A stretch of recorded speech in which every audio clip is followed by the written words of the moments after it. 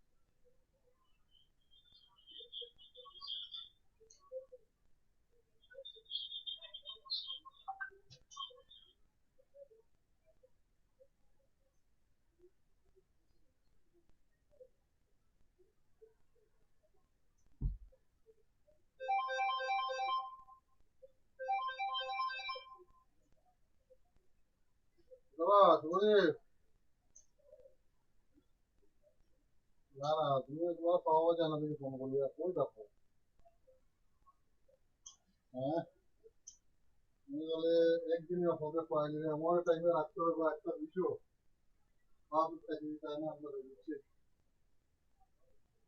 পাঠাইছে তোমার দেবদূতিতে আমি একটা দেবদূতির মিল করে দেবদূতি পাঠাই দিতে হ্যাঁ মেজর রিপ্লাই দিছি তো রিপ্লাই দিছি না আমি দেখুন কেন দিছি না আমি আসলে কালকে আমার পরীক্ষা আছে তোমার সময় পাইছি বুঝছো তোমার আমার পরীক্ষা চলে না বুধবার দিছি না বা দিছি কিছু করবো আমি যদি আগে থাকি তুমি না ভাবি ওই সিসি তো অল করে দেবো সিসি অল করে দেবো হয় বুঝছি আমি সিসি তুমি হয়তো কিছু একটা সুবিধা অসুবিধা করায় আমি জানলাম না এটা না দূর কালকে আমার কাছে আইছে তো কালকে তো আমার কাছে আইছে না এরপরে তো আমি আমার তো পরীক্ষা চলে সকাল থেকে আজকে শেষ হয়েছে হ্যাঁ ওইরকম কালকে আইছে তো কালকে আমার তো পরীক্ষা চলে আজকে শেষ হয়েছে পরীক্ষা ও তখন দেখছি আর আমি একটা রিপ্লাই করছি আমি দেখবো না একবার না করলে আমি একটা রিপ্লাই মেল করে দিব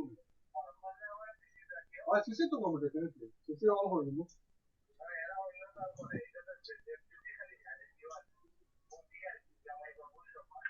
তোমার জামাই বলবে তো আসাম বাড়ি দিন তুমি তো খালি আমি জানাবো দেখে আমার হ্যান্ডশেক হ্যান্ডশেক করবা তুমি কি মনে হচ্ছে আমার ফিল তুমি তো আমার একদম ইয়ে করো না বা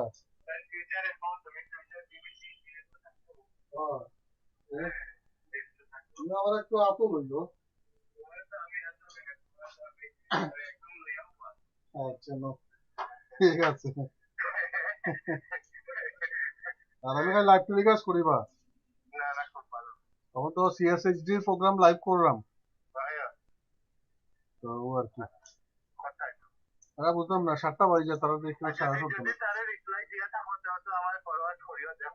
না না রিপ্লাই না আমি তো বুঝতে করলে তো তোমার আমি সবসময় রিপ্লাই অল করি এইসব মেসেজ তার মানে আমাৰ মানে টাইমটো সদায় 7:15 থাকেতো ডক্টৰ ৰয় সেইকাৰণে এটা অলপমান কনফিউজন হয় বোধহয় চবৰে ঠিক আছে আমি সেইকাৰণে আমি এইবাৰৰ পৰা গেষ্ট লেকচাৰৰ সময়টো 7:15 কৰি দিম হয় ঠিক আছে অলপ 5 মিনিট মান আমি ৰম 5 মিনিট ওয়েট কৰি হয়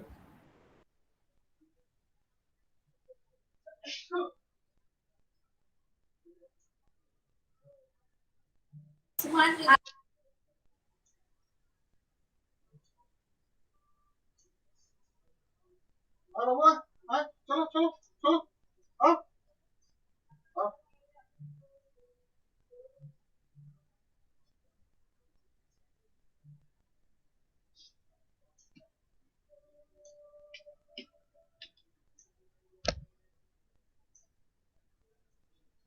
আমার ল্যাপটপ চলো বন্ধ করিও না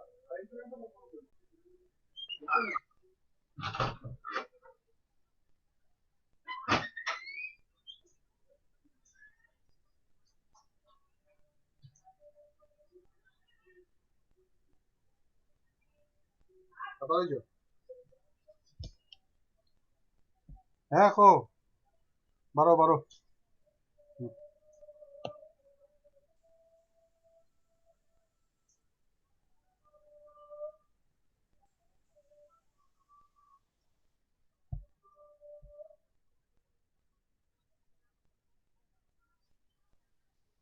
চলো চলো চলো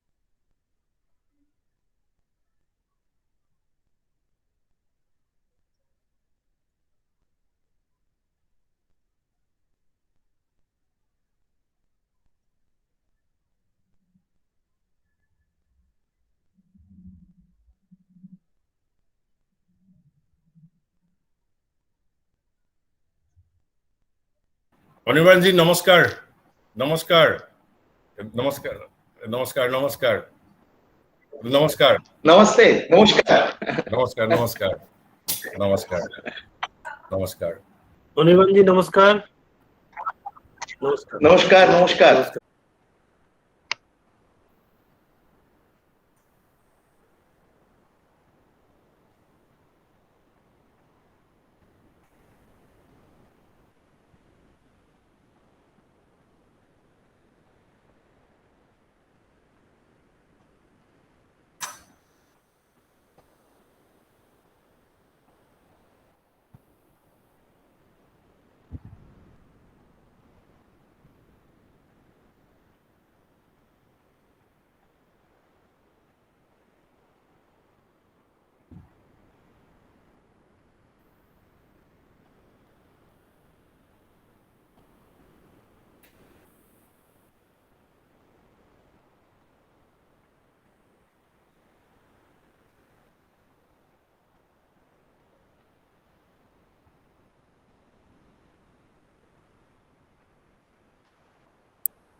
Shubha Sandha, good evening, namaskar to all.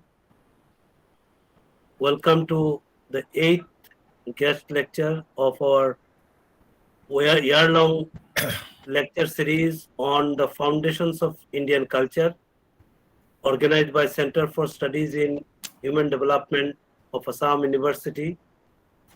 And our key resource person for this year-long program is Sri Diganto Vishwa Sharmaji, who will deliver 100 lecture during this 1 year, and already he has delivered 60 such sessions. And every month we are organizing one special guest lecture, and today is our 8th guest lecture. 7th guest lecture was delivered by Dattatreyaji. 8th guest lecture is being delivered by Dr. Anirban Ganguly, a very prolific writer, statesman, a political researcher, and I especially welcome Dr. Ganguly for this 8th lecture. We are really privileged that you have agreed, despite your all busy schedule and commitments, to deliver our 8th lecture on this day. Dr. Anirban Ganguly is having a very interesting life profile, and he is currently the director of Samaprasad Mukherjee Research Foundation, New Delhi. He has extensively worked in the areas of public policy, public research, and ideological issues, etc. Dr. Ganguly is also a scholar of civilization, history, politics, culture, and was a member of the Central Advisory Board of Education, Ministry of Human Resource Development. He was also the member of Indian National Commission for Cooperation with UNESCO, Government of India, member of Nehru Museum, Memorial Museum and Library, Minister of Culture. He was also a member of the governing body of Aurobindo Foundation, member of the Vishwa Bharati Samsad Court, Shantiniketan, Vishwa Bharati University. Dr. Ganguly had his early education at Sri Aurobindo International Center of Education, Puducherry, and holds a Master in International Relations, a postgraduate diploma in Mass Communication and Journalism, and a PhD in Education from Jadavpur University, Kolkata. He lectures in various leading universities and institutions across the country and has extensively traveled across the world and spoken at a number of think tanks and conferences. He has done his PhD on Sri Aurobindo and the quest for a philosophy of national education. Dr. Ganguly has authored many books.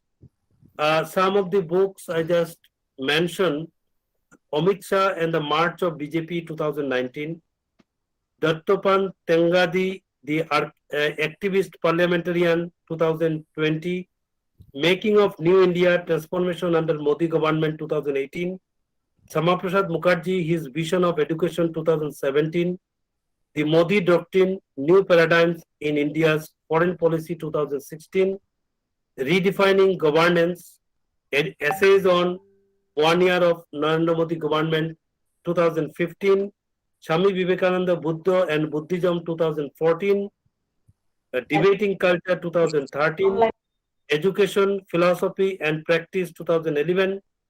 He has authored numerous papers, chapters and monographs on civilizational issues, politics, education and culture.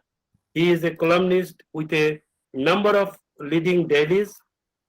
He has a blog with Times of India. Really a versatile personality.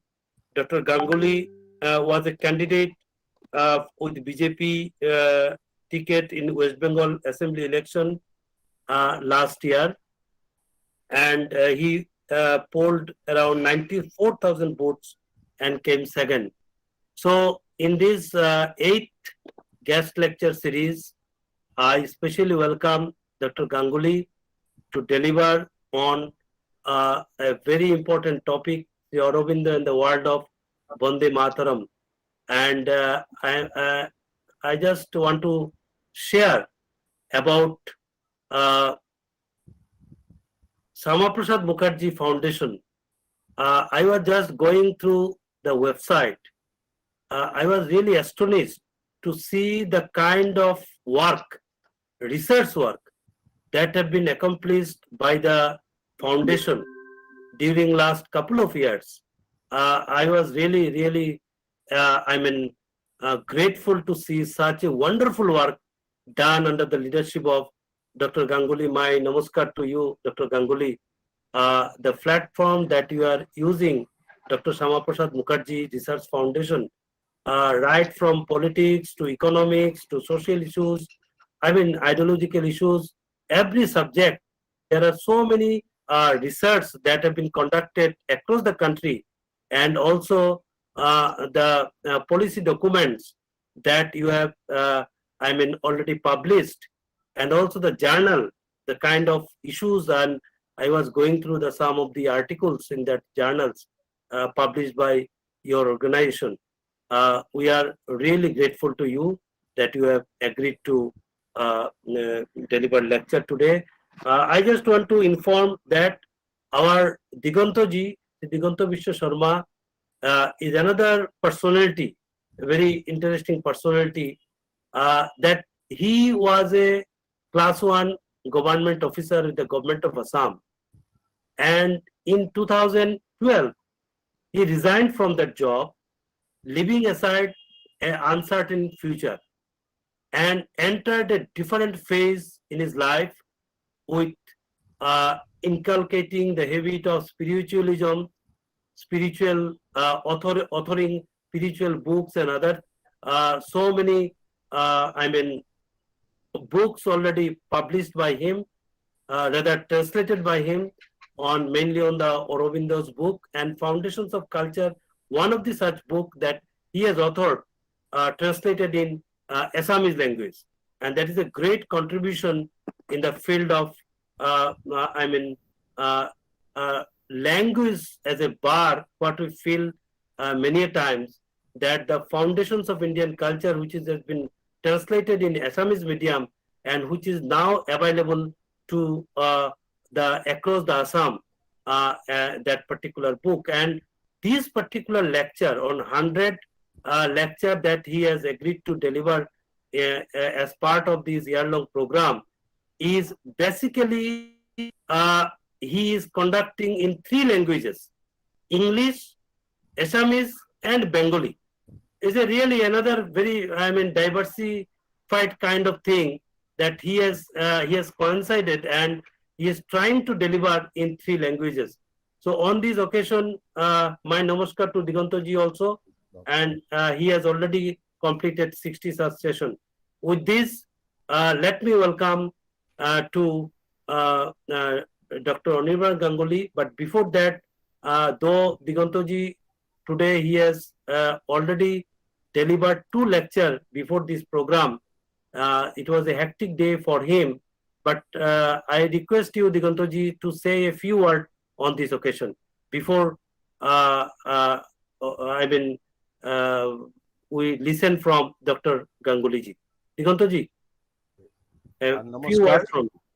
Namaskar, Adoroniya Dr. Anirban Ganguly ji, respected Professor Gopalji Mishra, Professor G. Ram, Professor Niranjan Roy, Dr. Debatos Chakraborty, the chairman, the secretary, the coordinator, and the treasurer, respectively, of this ongoing year-long lecture series on Foundation of Indian Culture, and all our esteemed registered participants and guests. Let me first welcome Adoroniya Dr. Anirban Ganguly ji, Director, Shyama Mukherjee Research Foundation, New Delhi, to this ongoing lecture series on the foundation of Indian culture in the light of masterly works of Maharishi Sri Aurobindo, as our 8th esteemed guest speaker. We are indeed happy and delighted to have with us a very, very dynamic politician like Dr. Anirban Ganguly, who is not only a prolific and versatile speaker and a fabulous writer par excellence on wide ranges of subjects of national importance. He is a proud alumnus of Sri Aurobindo International Center of Education, Pondicherry, and a PhD holder on Sri Aurobindo and the quest for a philosophy of national education. We are indeed happy to have you amongst us today as our 8th esteemed guest speaker, and we express our sincere thanks and gratitude to you from the core of our heart for accepting our invitation despite your extremely busy engagement. I would be winding up within a minute or two as we all are eagerly waiting for Dr. Ganguly to enlighten us with his prolific words on Sri Aurobindo and the world of Bande Mataram. I am just tempted today to refer to few excerpts from the writings of the living sage of the post-independent India, the most reverend Ram Swarup ji, and from late Sitaram Goel ji, which I have been cherishing in the bosom of my heart since my adolescence, and which had influenced my thought and consciousness to a great extent throughout my youth, ultimately inspiring me in offering my life at the lotus feet of Sri Aurobindo and the Mother. Ram Swarup ji wrote in early 80s, and let me quote, "When two cultures meet on unequal military terms, as the Hindu culture made the West and earlier met Islam, it gives rise to grave problems of self-identity for the defeated party.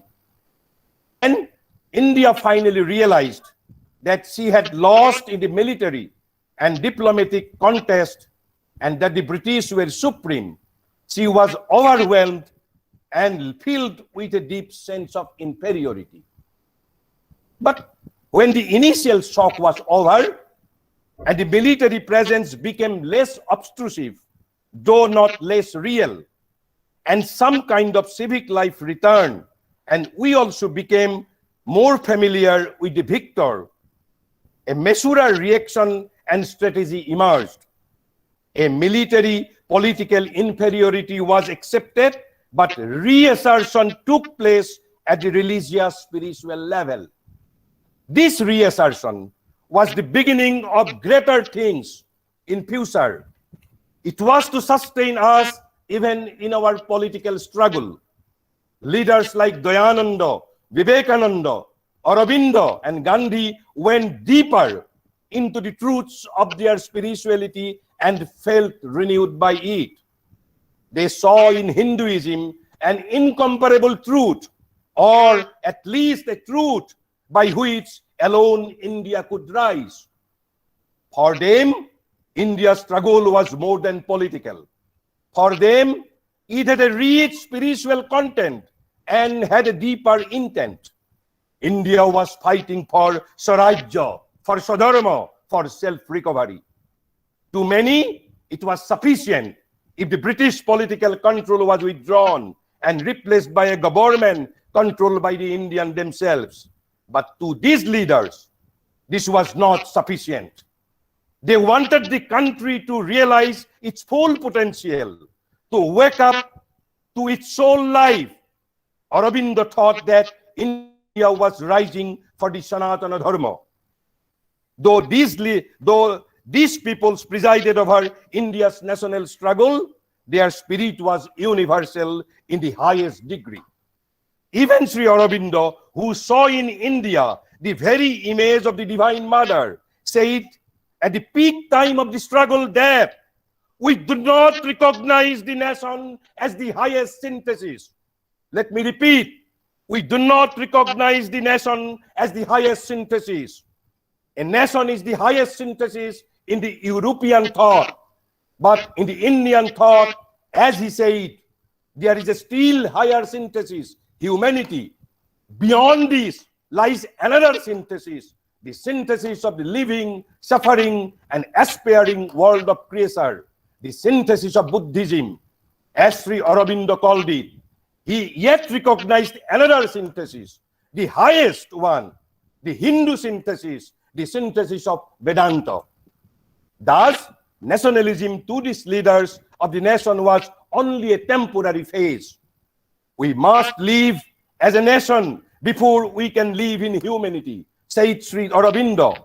In traditional Hindu spirituality, it was all God, compassion, and humanity, and the truth of its own self-identity was neglected. The new leaders came and provided a corrective, and thus was born India's nationalism. It was carved out of a larger truth, and it retained the impress of the original source. It remained rooted in the Hindu vision of human and cosmic unity, unquote.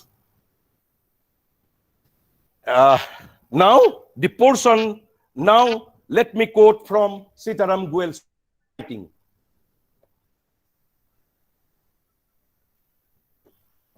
The Partition of Bengal converted Bankim Chandra's Bande Mataram into a mantra, by reciting which our people scaled the highest heights of courage and sacrifice.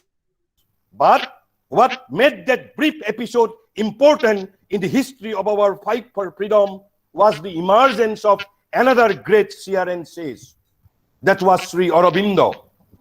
He shot like a meteor across the political sky and soon retired into a self-chosen seclusion in search of new vision and victories. But the trail he blazed in the realm of India's spirituality and culture yet holds the promise of a still more dazzling dawn. Sri Aurobindo confirmed and completed the ideological work undertaken by his predecessors, Maharishi Dayananda, Bankim Chandra, and Swami Vivekananda. The national vision now became a vision which had fully awakened to Sanatana Dharma in all its dimensions. It was the ancient Vedic vision at its highest and best. Sri Aurobindo's insights into India's inheritance, spiritual, philosophical, cultural, artistic, social, and political, went very far in restoring our people's legitimate pride in their great past. He was very soon hailed as the prophet of Indian nationalism. And I am perfectly aware of my limitation and shortcomings.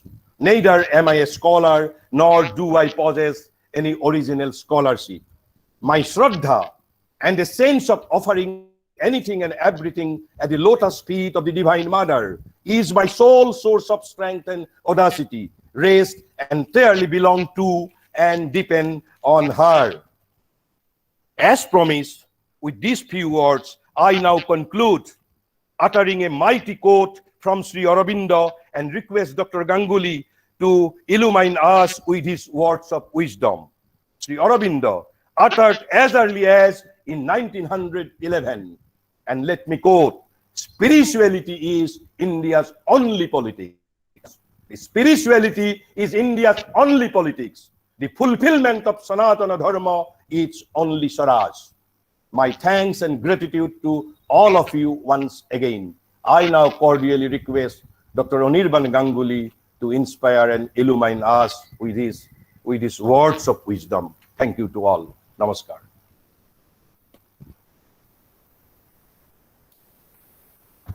I feel extremely overwhelmed always to listen to Digantoda. Namaskar.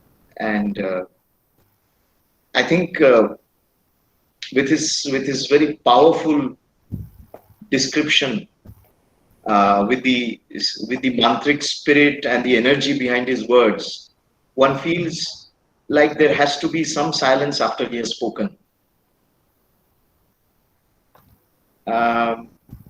As I speak to you, in fact, on a very personal note, I think Professor Niranjan Roy was very polite when he said that I fought the elections and came second. It only means that I lost the elections. I mean, there is nothing coming second in an election. You either win it or you lose it. But obviously, if I having grown up in the ashram in Pondicherry, if I take it in that spirit and light of Sri Aurobindo's vision and his message, it has been a very deeply interesting experience, because Sri Aurobindo's life, even though he had withdrawn from politics, from the political life, was never disconnected from politics or from the political happenings that were going on during his lifetime. So I thank you for this very kind introduction that you gave. Dr. Shyama Prasad Mukherjee Research Foundation, yes. Dr. Shyama Prasad Mukherjee, in fact, perhaps someday we could have a discussion on that.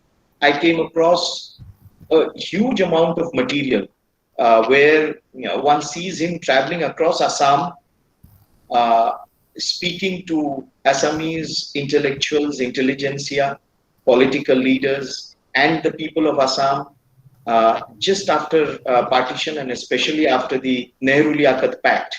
It's a very interesting dimension which shows how he was so closely involved, not only with West Bengal, but with Assam, and he was so closely, he felt so closely akin to the people of Assam. I think in this context, when you have undertaken this very interesting, converging, synergizing effort of 150 lectures in Assamese, Bangla, and in Hindi, I think in English, I think this is phenomenal. And I must really, really congratulate the Center for Human Development, Center for Studies in Human Development, Silchar University, Assam University, Silchar, Professor Niranjan Roy, and obviously Digantoda, because of the humongous tribute that he is paying to Sri Aurobindo on the occasion of his 150th birth anniversary. I think no other university has really done this or started this.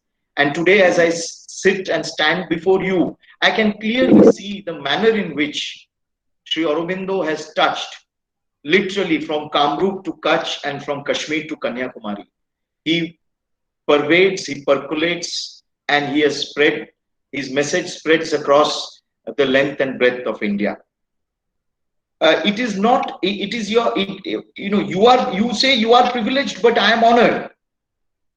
And having grown up to respond to this call and to this invitation. My great-great-grandfather, on a very personal note, was a close revolutionary associate of Sri Aurobindo, was one of the editors of the Jugantar, along with Barindra Kumar Ghosh, was arrested from the Muraripukur Garden House in the Alipur bomb case, stood trial with Sri Aurobindo and the others for a year in Alipur jail, was incarcerated, and Sri Aurobindo was acquitted.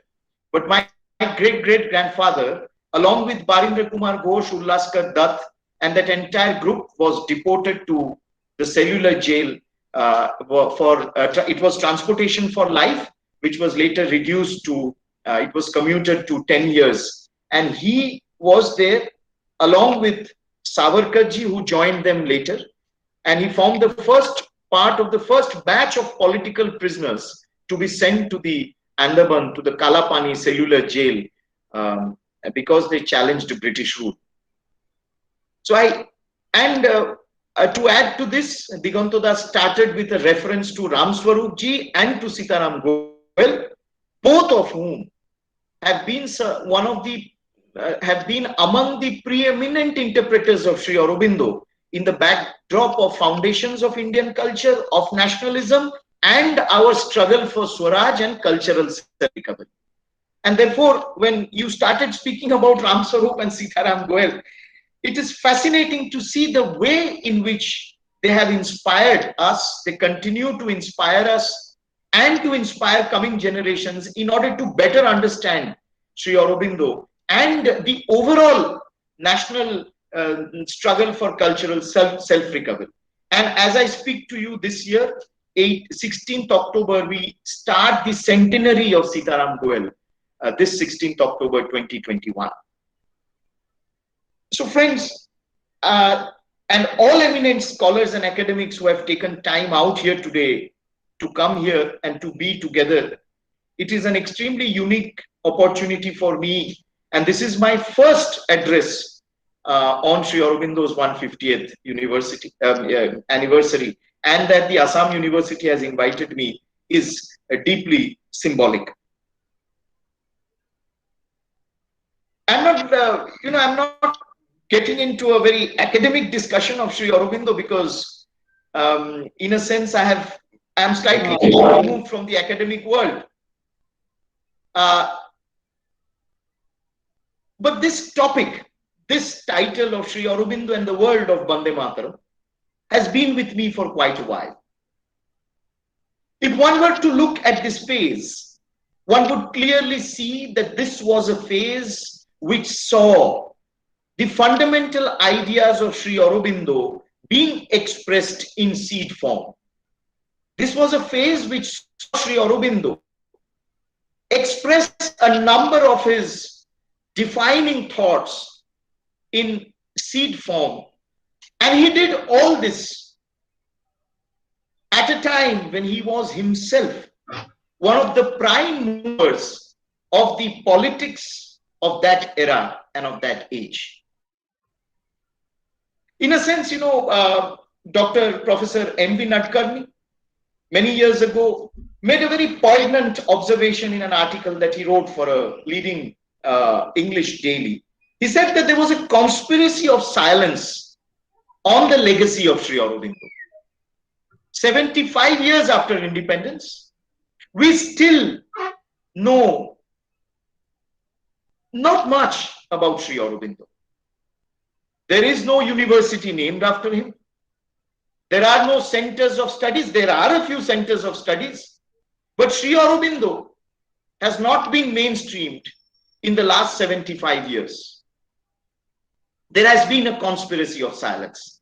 In fact, if one were to read one of his most fascinating article, which was not published, which was confiscated by the police and produced as evidence in the Alipur bomb case, The Bourgeois and the Samurai, the fascinating description of the bourgeois, and I argue that Sri Aurobindo's legacy was itself victim of the bourgeois mindset.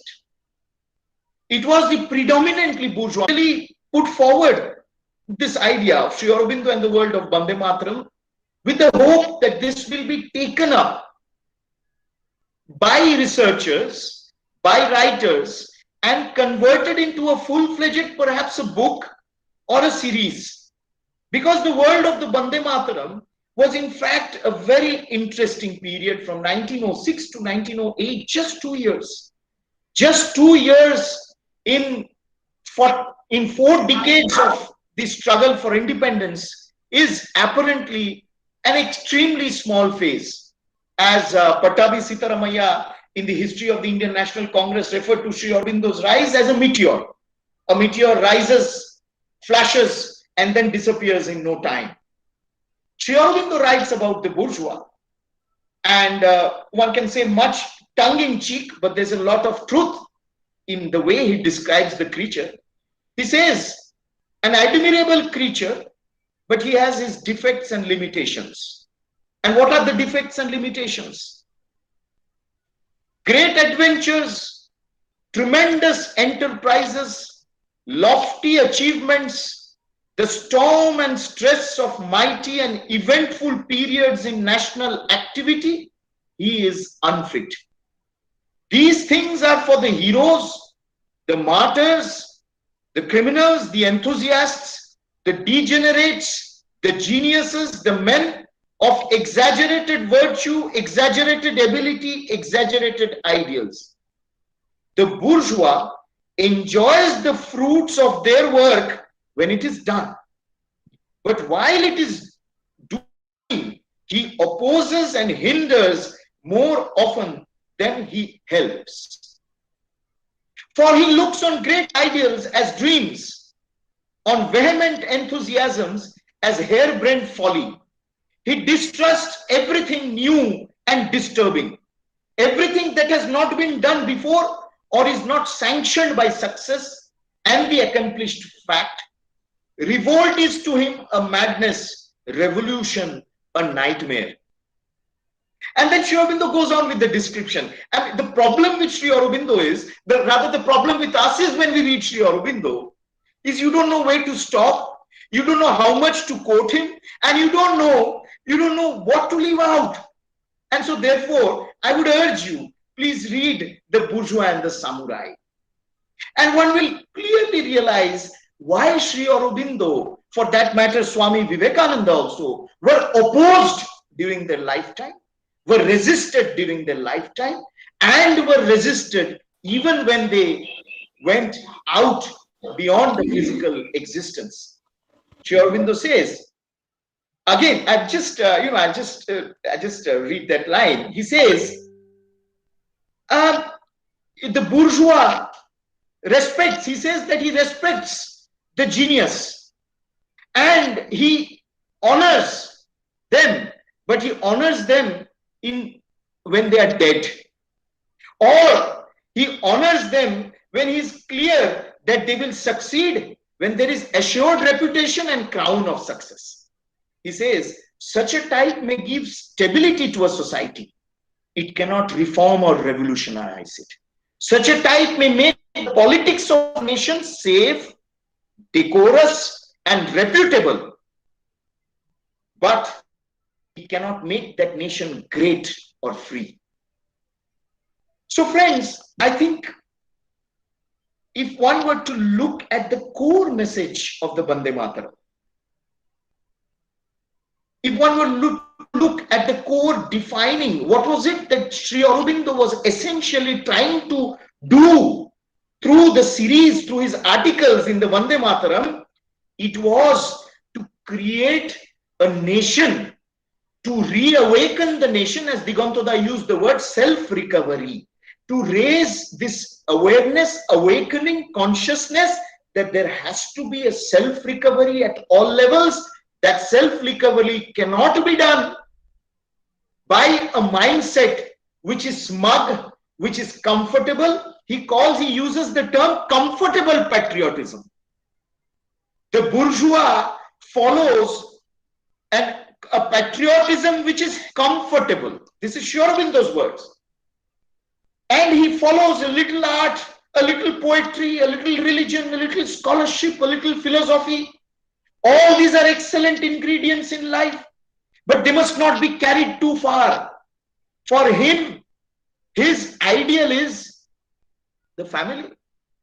Serve the family, earn for the family, look after the family. Sri Aurobindo does not berate it, but he says that the bourgeois is stuck in that mindset. Anything disturbing those high duties, anything exaggerated, intense, unusual, he shrugs his shoulders and brushes it aside. If you speak to him about the revolutionaries, he will tell you they are dangerous madmen. So, in a sense, Sri Aurobindo's legacy has faced some of the stiffest challenge from this bourgeois mindset. You would often be asked, "Par ye Maharishi Arvind ka yoga hai kya?" This is a question that often people ask. I mean, it's like yoga is you take a course, you do it for 3 years, you do it for 5 years, and then it is over. But if you speak in terms of integral yoga, you do it throughout your life. Where does it end? So this comfort mindset which doesn't want to go out of its zone. And this is exactly what, through every article that Sri Aurobindo wrote in the Bande Mataram, he was prolific. At times, if you look at the timeline, you would see that he wrote 2-3 articles a day, like Digantoda has already delivered 3 lectures today. He writes 3 editorials a day. Often the subjects are vastly different. And if you look across these articles in the Bande Mataram, these lead editorials in the Bande Mataram, you clearly come across 2 dimensions. One dimension is the hard politics. He attacks his political opponents. He attacks the moderates. He leaves absolutely minces no words. He attacks the British administration. He attacks the British bureaucracy, repeatedly the British bureaucracy. He attacks the politics of division. He attacks the politics of exploitation and extraction. He's hard on this. And on the other hand, you see, he speaks, as Digantoda read out from Ramswarup, he speaks of the awakening of India. He speaks about a future free India. He speaks about an India after freedom. He speaks about the awakening of our national, of our collective consciousness. He speaks about the need and the way to go about awakening our cultural consciousness as well. K.C. Bhattacharya speaks about cultural subjection being radically different from political subjection. Cultural subjection, political subjection can be felt, but cultural subjection is something which is much subtle because one doesn't feel it. Because one accepts ideas without contesting them, one accepts ideas without comparing them to one's existing repository of ideas and traditions. And Sri Aurobindo, through the Bande Mataram, one clearly sees that dimension also. Now, I've often thought, how would Sri Aurobindo look at that point of time? I mean, how Sri Aurobindo came across to an outsider. So I think the best description that is left to us is by Henry Nevinson, a very well-known journalist of that period, who wrote a book. It is, I would request you, the soft copies of it is available. The Henry Nevinson, who wrote The New Spirit in India, and in that he refers to Sri Aurobindo. And he says, and Sri Aurobindo had a very interesting laugh after he met Nevinson. He said that the problem was, I met Nevinson twice, once in Bengal at Subodh Mollik's house, that is Wellington Square. Raja Subodh Mollik, I'll come to him in a short while, was one of Sri Aurobindo's chief financiers, the chief financier of Bande Mataram. So he says, I met Nevinson twice, once in Calcutta. I was very serious at that time, Sri Aurobindo says. I met him again at Surat when I was president at the National Conference in Surat, that is 1907 December. And in Surat, all of you eminent scholars know that in Surat in December, the Congress split. That was the first and the last time pre-independence that the Congress split. In fact, I say that the next split that took place in the Congress was in 1969. After 1907, 1969. Sri Aurobindo says in Surat, I was the president of the National Conference, so I was very serious. So Nevinson wrote about me, the man who never laughs. So Nevinson's description about Sri Aurobindo is extremely interesting. He says that something like the Irish Sinn Féin, not limited to goods, but including every phase of life. His nationalists would let the government go its way and take no notice of it at all. Sri Aurobindo Swadeshi thus was comprehensive. Nevinson very interestingly says that when he spoke about the partition of Bengal, because we must understand that Bande Mataram was started post the partition of Bengal. 1905 partition took place. Sri Aurobindo described the partition of Bengal by Curzon as disguised blessings of Lord Curzon's errors. Disguised blessings of Lord Curzon's error. And he tells Nevinson that the partition of Bengal was the greatest blessings that has ever happened to India. Why? No other measure could have stirred national feeling so deeply or roused it to so suddenly from the lethargy of previous years. Since 1830, he said, that is Sri Aurobindo said, each generation has reduced us, each generation of British had reduced us more and more to the condition of sheep and fatted, a kind of ironical credit to Lord Curzon. Because of the partition of Bengal, it instigated people, and as Digantoda mentions, Sitaram Goel, Bankim Chandra's Bande Mataram was converted into a mantra. And Sri Aurobindo himself has written about it, how it gave the mantra of nationalism, the vision of India as the mother before people at large. Now, I just want to bring about this the other description of Sri Aurobindo. As I said, that how did he look? If one were to, with our limited consciousness, with our limited approach, we are always fascinated in trying to know how great men would really look, how they would feel. So Nevinson gives us a very interesting description of Sri Aurobindo. Please bear with me. He says, of all Bengali nationalists, contrasted with the shrewd political judgment of Pune extremists, that is of the Tilak group, Sri Aurobindo's characteristics is completely, he says, Aurobindo Ghos's characteristics is different. In an age of supernatural religion, Aurobindo would have become what the irreligious mean by a fanatic. Very interestingly, Satish Chandra Mukherjee, one of the founders of the Bengal National College, returned from Chicago. The word fanatic is used in that term. Sri Aurobindo, he speaks about Aurobindo Ghosh. Aurobindo Ghosh was possessed by that concentrated vision, that limited and absorbing devotion.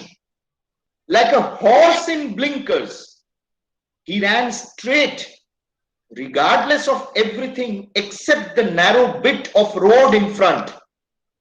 But at the end of that road, he saw a vision more inspiring and spiritual than any fanatic saw who rushed on death with paradise in sight. Nationalism to him was far more the halo around the head of martyrs, grave with ease, careless of fate or opinion, and one of the men I have known. He was the stuff that dreamers are made of, but dreamers who will act their dream indifferent to the means. Nationalism, he said in a brief address delivered in Bombay early in 1908, nationalism is a religion that comes from God. If we leave aside, Nevinson would otherwise have been forgotten in the pages of history. I mean, one would have really rarely referred to him. I remember that exactly last Sunday, I was in Kolkata and I went to the house, to that same building, to that same room which housed the Bande Mataram office. That house is still there. Family, a branch of the family of Shubodh Mollik lives there. In fact, Shubodh Mollik's grandson still lives there. And I spent a few moments there, remembering our interaction today. Bande Mataram was started in 1906. Just a bit of history. And Bipin Chandra Pal started it with 500 rupees in his pocket. And very soon, there was some incompatibility which could not, with the team, with Bipin Chandra Pal and the others. And gradually, there was a point when they really could not run it anymore. Bipin Chandra Pal and Sri Aurobindo had an exemplary partnership. In fact, it can be clearly said that the kind of spiritual nationalism that Sri Aurobindo articulated, Bipin Chandra Pal in his own way also took forward that message. A phenomenal personality, forgotten very soon, but someone who had a deep insight, into the deeper dimensions of Indian nationalism and the struggle for freedom. Raja Subodh Chandra Mollik, not a Raja initially. Three personalities in the history of Bengal, Raja Ram Mohan Roy, Rani Rashmani, and Raja Subodh Mollik, are those who were conferred the honorific of Raja or Rani by the people of Bengal. In a sense, it was the proletariat who conferred on them this title of Raja, if one says, or Rani. Raja Subodh Mollik, an accomplished Bengali nationalist and industrialist, extremely well off, but so attracted to the cause of the nationalists that he gave his entire resources at the disposal of the revolutionary nationalists in Bengal, and especially of Sri Aurobindo. Sri Aurobindo would address him in the first name as Subodh, and the condition that Subodh Chandra Malik made was that Sri Aurobindo should be appointed as principal of the Bengal National College, which was to be founded, and to which he had donated in those days 1 lakh rupees. His only condition was that Aurobindo Ghosh, I mean, if we can, since most of you are professors here, if I say Professor Ghosh, his only condition was that Professor Ghosh would come back from Baroda and would have to be appointed as the principal of the Bengal National College. In Baroda, Professor Ghosh would draw a salary of 1500 rupees in those days. As principal of the Bengal National College, Professor Ghosh settled with a salary of 150 rupees per month. I mean, that was the salary cut in today's parlance. If we say that was the salary cut that Sri Aurobindo took because he wanted to get into politics full time. And Subodh Malik was conferred the honorific of Raja by the people, and he was hailed as one of the greatest benefactors of the national education movement. His centenary, the death of his centenary passed away quietly last year, and he died young, and as happens, he was again erased. He was marginalized in the entire discourse and narrative of India's freedom struggle. And therefore, when Prime Minister Modi says Azadi Ka Amrit Mahotsav, when he repeatedly says that we have to remember all these forgotten personalities, I think it is an occasion to bring back to our national, to the surface of our national memory, such personalities as Subodh Malik. And he practically died in penury, stripped of all his assets, hounded by the British CIDs. He practically died in penury. But that was his contribution. And it was Subodh Malik and his brother who became the chief financiers of the Bande Mataram. And a portion of his house was given as the office of Bande Mataram. Bande Mataram was formed as a joint stock company. Sri Aurobindo became its main chief driver. Subodh Malik became its chief sustainer, and some of the brightest minds of that era, led by the likes of Hemendra Prasad Ghosh and others, joined the Bande Mataram in order to strengthen the mission. Friends, in that period, apart from Bande Mataram, there were 3 papers which had a huge impact, but they were primarily in Bangla. Jugantar, whose policy was to declare open revolution and violent revolution. Fascinating array of articles started appearing in Jugantar with Barindra Kumar Ghosh at the helm of it, and my great-great-grandfather Upendranath Banerjee as one of the editors. Series of articles, political articles, hard-hitting political articles in Jugantar in Bangla. You had the Sandhya, which was run by Brahma Bandhav Upadhyay, a sannyasi who was also a Catholic, but who gave up the Catholic faith to come back to the Hindu faith and who ran the Sandhya. And Brahma Bandhav Upadhyay's Sandhya, as per Sri Aurobindo's own description, it uttered fire in every article that the Sandhya published, and the other journal was Navashakti.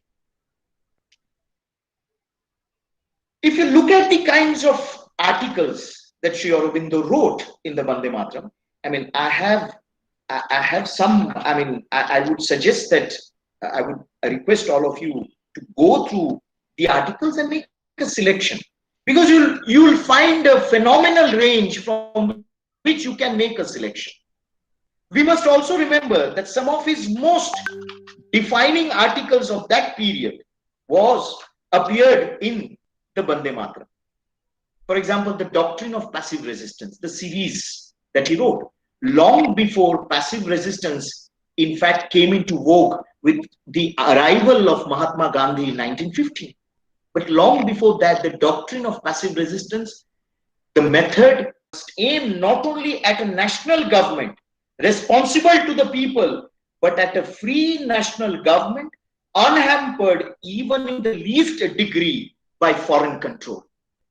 Long before the Congress passed the resolution on the backs in 1929 of Purna Swaraj, Aurobindo, in his doctrine of passive resistance, was already talking about unhampered and complete independence and freedom. And then very interesting, it is in this same series that he speaks about boycott foreign goods and boycott those who use foreign goods. He makes a distinction. He says that Swadeshi will fail if there is only piecemeal boycott. And then he says, he defines Swaraj also.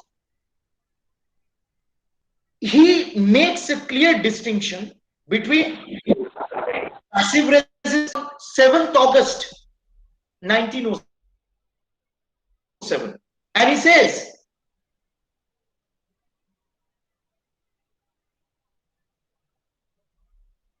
in future, India will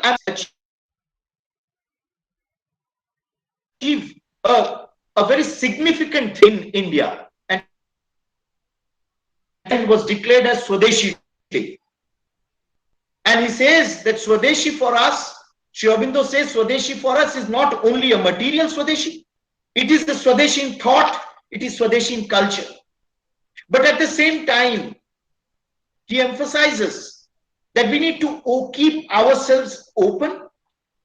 We need to adopt these ideas and turn them to our needs and our conditions. There are a series of articles on communal disturbances in Eastern Bengal, in Bande Mataram.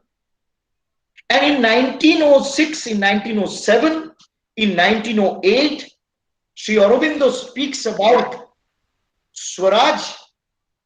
He speaks about how to tackle the communal problem.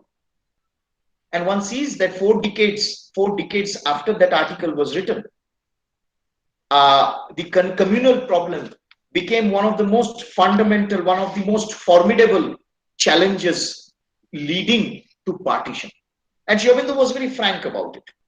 He was very frank, and later on, even in Karma Yoga and Dharma, he uses this very clearly, this term, that we do not fear Mohammedan opposition so long as it is the honest Swadeshi article and not manufactured in Shillong or Shimla, which was the seat of British administration.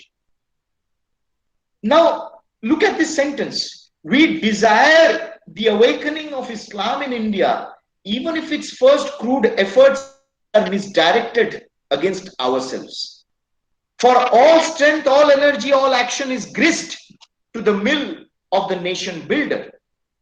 But in that faith, we are ready when the time comes for us to meet in the political field, to exchange with the Musliman, just as he chooses the firm clasp of the brother or the resolute grip of the wrestler. And then he warns. He says, one thing we may be certain, that Hindu and Mohammedan unity cannot be effected by political adjustments. It has to be sought deep down. And we must strive to remove causes of misunderstanding by a better mutual knowledge and sympathy. As a political question, the Hindu-Muhammad problem does not interest us at all. As a national problem, it is of supreme importance. He writes this in 1909. I mean, this is not directly from Bande Mataram, but it is the word of Bande Mataram. He's written this in Dharma. He writes this in 1909, that this is a national problem. It is not a political problem. And in 1916, he opposed the giving away of the communal electorates in Lucknow. He opposed that. And in 1909, he's writing about this. He speaks about national education. He speaks about the Asiatic concept of democracy. There is an article which is very hard-hitting. The un-Hindu rigidity, the un-Hindu spirit of caste rigidity. There are no areas which Sri Aurobindo did not touch in the Bande Mataram. As I said, in seed form, many of these can be found in his writings later on. Some say, you know, I mean, in a place, Aurobindo himself says that my writings in Bande Mataram represented a portion of my thought during a specific period. That is given. But in the context of the past and in the context of today, 75th year and one of independence and 150th year of Sri Aurobindo, we need to look at Bande Mataram in a new dimension and light. I would like to just, towards the end, give a very interesting, Russo-Japanese war had taken place, 1904 to 1905, just before the Bande Mataram was launched. And in the pages of the Bande Mataram, we keep hearing references to that war. It was the first time that an Asiatic country defeated a so-called European. One keeps hearing references to this Asiatic victory over a Western power. The Bande Mataram was started at a time when already the Meiji restoration in Japan, I mean, it was the restoration of the monarchy, but those who were spokespersons, those who were the drivers of the Meiji restoration in Japan, essentially wanted to unite the country under a new centralized government in order to strengthen their army to fend off foreign influence and against foreign incursions and influences to Japan, especially in the bourgeois and the samurai. Aurobindo keeps making references to Japan. Just after the Meiji restoration had made an impact in Japan and had started being discussed across the world. Very interesting also, if you see that period, 1906, 1907, 1908, if one were to talk of a China which is now which is now practically not spoken about or forgotten, that is the China of Sun Yat-sen. Sun Yat-sen as the first revolutionary who fought against a feudal structure in China, who spoke about China nationalism. That was the period when Sri Aurobindo was writing his articles in the Bande Mataram. Sun Yat-sen was already preparing the first revolution in China. And it's very interesting, if one were to look at the three principles of Sun Yat-sen, which is normally not spoken of today, because obviously there's one China and that China doesn't want us to talk about, neither does that China want us to talk about the origins of the Wuhan virus, not about Sun Yat-sen. Sun Yat-sen's three principles. One, Minzu, he speaks about civic nationalism. That is nationalism which is based on people's power. He speaks about Minka, governance rights, that is democracy. And the third principle, Minsheng, welfare rights, that is, which means essentially government for people's welfare or government for the people. Very interestingly, Sri Aurobindo, in a world apart, in his writings in Bande Mataram, is constantly appealing to the strength and power of the people. His contribution, as he himself articulated it 40 years later, is to have settled the fact that freedom is possible and to make it a settled fact in the collective mind of the people of the country. And here we see, in a world far removed, another revolutionary coming up with his program of the nationalist party in Egypt has some resemblances to that of the Indian nationalists. Its object is the independence of Egypt. Its method is the appeal to the self-consciousness of the nation, and its reliance is on the help which God always gives to those to the cause of righteousness when it is pursued in a lofty and disinterested spirit. Very interestingly, on the one hand, there is reference to the struggle in China. On the other hand, you see references to the Russo-Japanese war.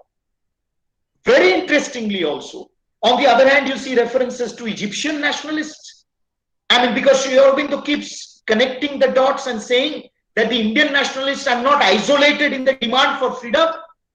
And very interestingly, one also sees, I refer to the Shinto movement, which was founded in 1905 and stuck roots in 1910, the period that Sri Aurobindo was active in politics. And very interestingly, Sri Aurobindo keeps referring to the first Russian revolution, which was thwarted, which was an aborted revolution, and he makes a comparison. And he gives a description. He gives a description of how, especially in his doctrine of passive resistance, he makes a comparison. He says, the redress of particular grievances and the reformation of particular objectionable features in a system of government are sufficient objects for organized resistance only when the government is indigenous and all classes have a recognized place in the political scheme of the state. They are not and cannot be a sufficient object in countries like Russia and India. And then he makes a description, he draws a parallel of Russia of that time and India of that period, where the laws are made and administered by a handful of men, and a vast population, educated and uneducated alike, have no political right or duty except the duty of obedience and the right to assist in confirming their own servitude. In fact, sometimes, I wonder, in free India, I'm sorry, I don't want to make a political point, but it's a fact that communists have been the most vocal, vocal opposers of Sri Aurobindo in their own way. I mean, but I wish they had read some of the articles that Sri Aurobindo had written, especially, the comparison that he makes with Russia and India, the term bourgeois, proletariat, etc., etc.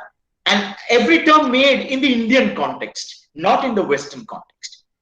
And then in the context of today, in January 1907, the king of Afghanistan, Habibullah, also visited India in January 1907. I thought that was an interesting point to make in the backdrop of today.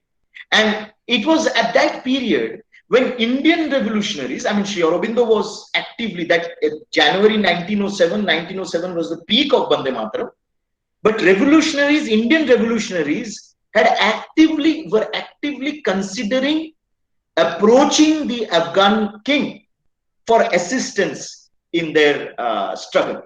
It's a very interesting period. So I thought, if one looked at that period globally, this is what was happening. A lot of global tectonic change and shifts were indeed taking place.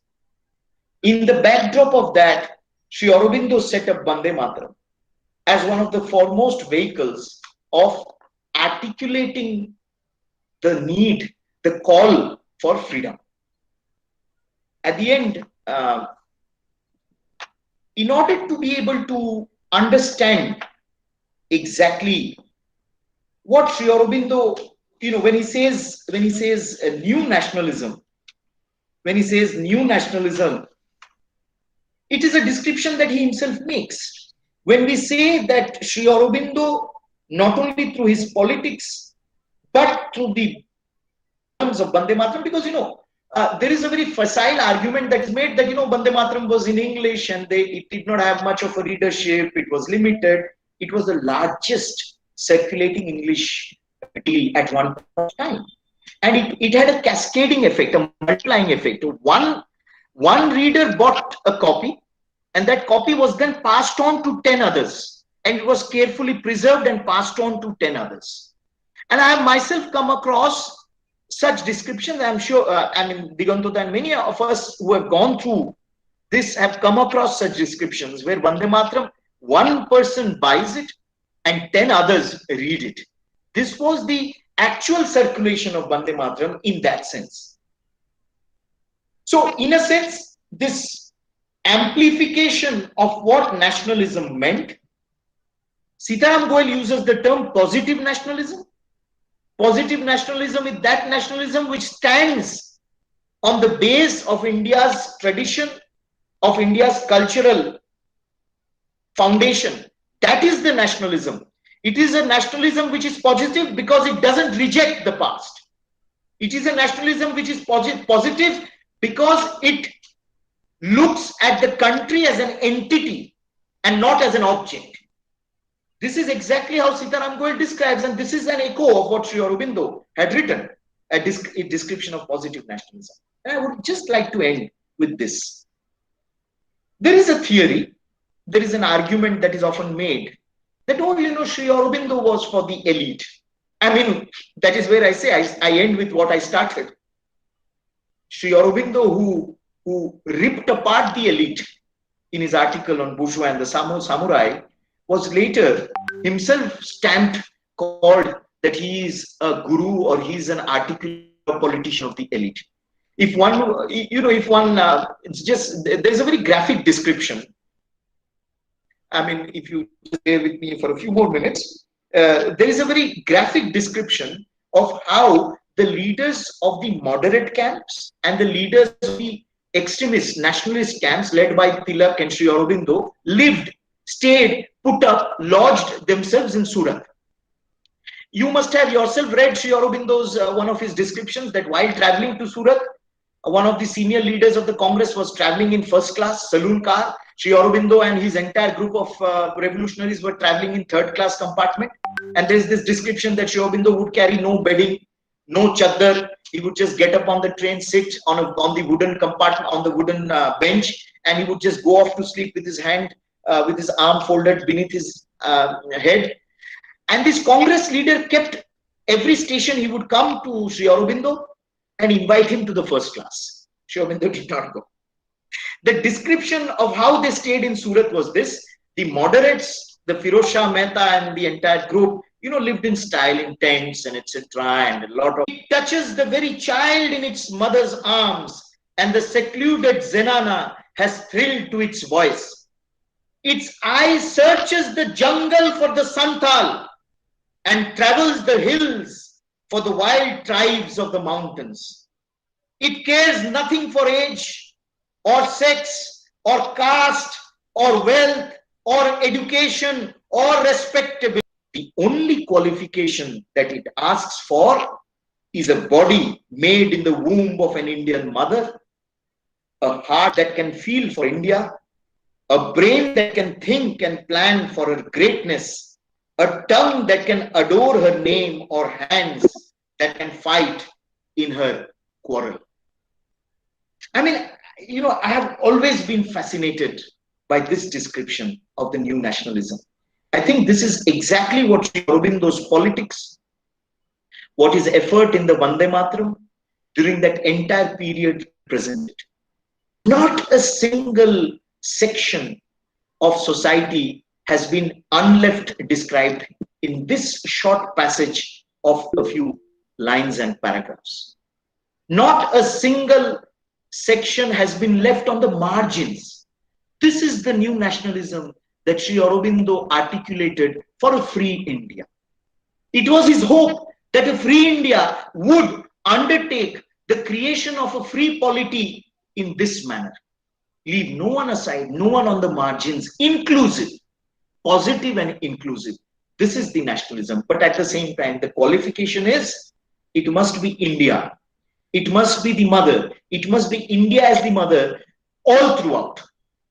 There can be no piecemeal approach. There can be no condition.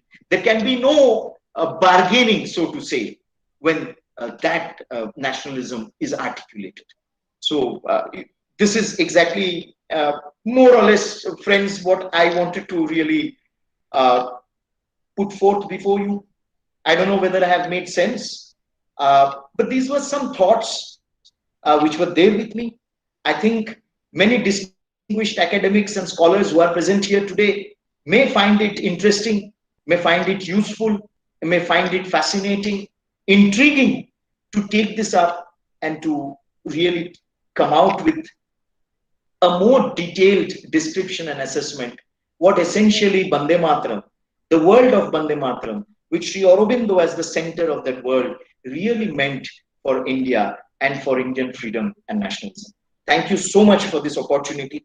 I'm extremely grateful to Digontoda for having pursued me. I'm extremely grateful to his initiative, to his energy, to his commitment, to his determination, and to his dedication to Sri Aurobindo's vision and to the mother's manifestation of that vision. I'm extremely grateful to Professor Niranjan Roy and to Center for Studies in Human Development, Assam University, and to all those of you who have gathered here today to not listen to me, but who have gathered here today to pay homage to one of the greatest sages and sons of modern India through your collective aspirations and through your collective best thoughts for the country and for his vision. Thank you so much.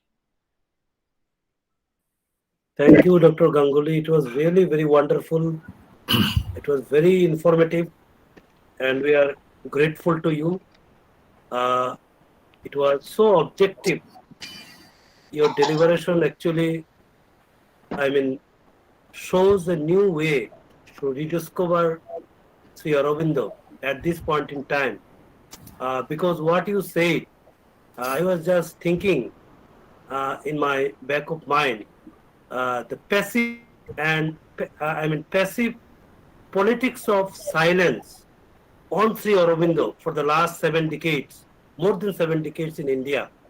And time has come to rediscover, because when India is looking at transformation, and you have already written a book on it, Transformation of India, and we have overhauled our entire education system by actually publishing the government document of National Education Policy 2020, where we are actually focusing on Indian culture, Indian tradition, Indian values, Indian ethos as the foundation of our education system. So at this point in time, I think we must relook and rediscover Sri Aurobindo, and more research agenda. More focus should be given on the research agenda on Sri Aurobindo and his contribution to India. I am sure that in the coming days, with implementation of national education policy, some efforts will be taken care for rediscovering Sri Aurobindo, and the public funded institution will definitely come up on the name of Sri Aurobindo, focusing on Aurobindo's ideology and philosophy. With this, thank you very much to you. I now request Professor G. Ram for concluding remarks. Professor Ram sir. Yes, sir. Ram,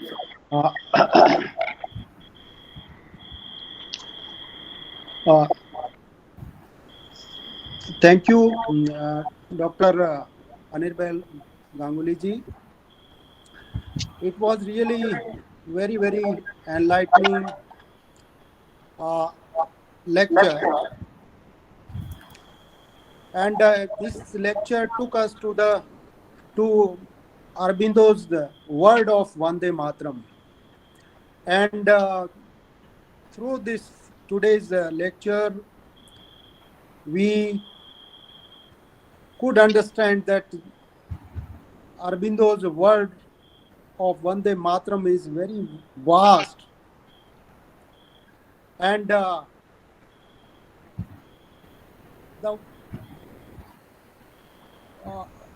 whole world view of India, historical vision, Hello, sir. How are you? culture, and civilization are found there. This, in a nutshell, we have come to know through your this speech. You started this lecture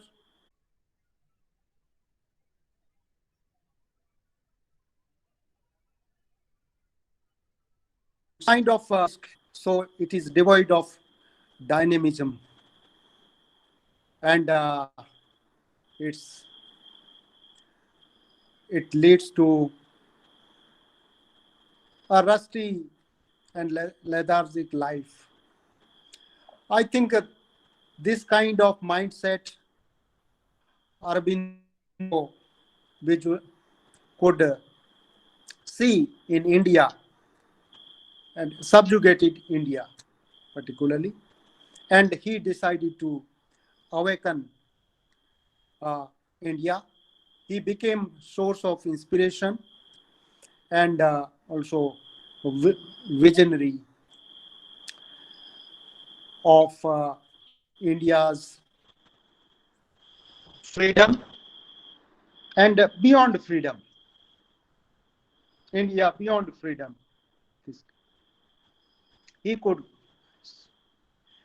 but here also, I think basic idea is that spirit and consciousness, dynamic consciousness, which he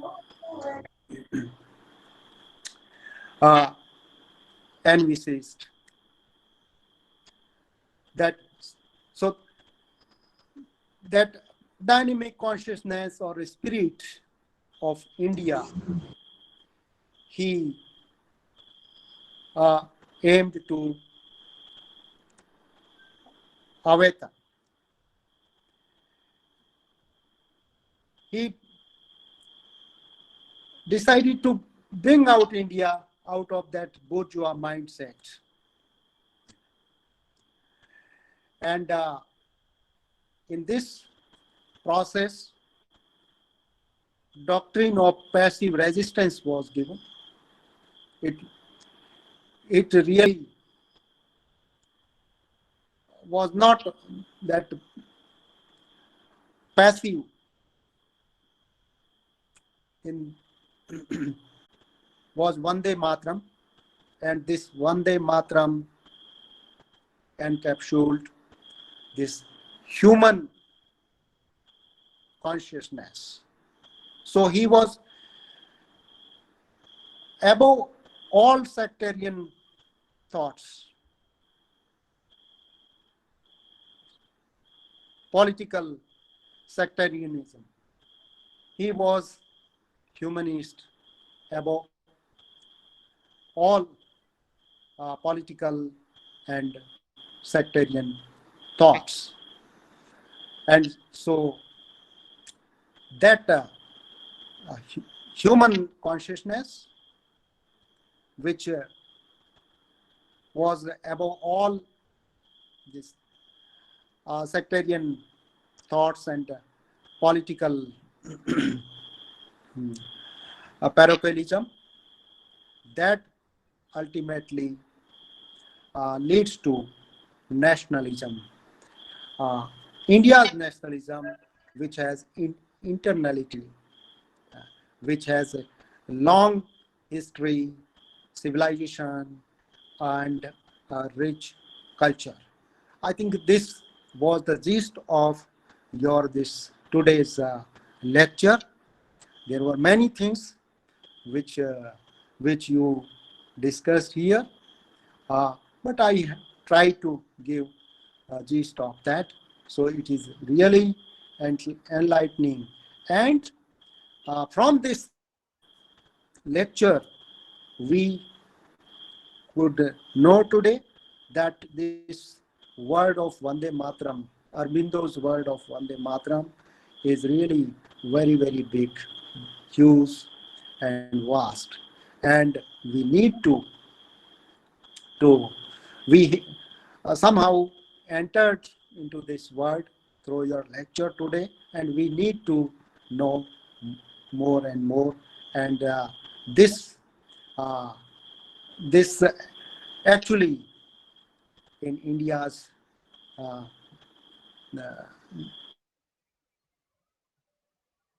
better future.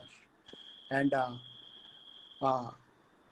this vision, if incorporated in our national education policy, which is going to be implemented, I think it will make India a dynamic nation with its eternal values. So with that, again, I extend thanks to you for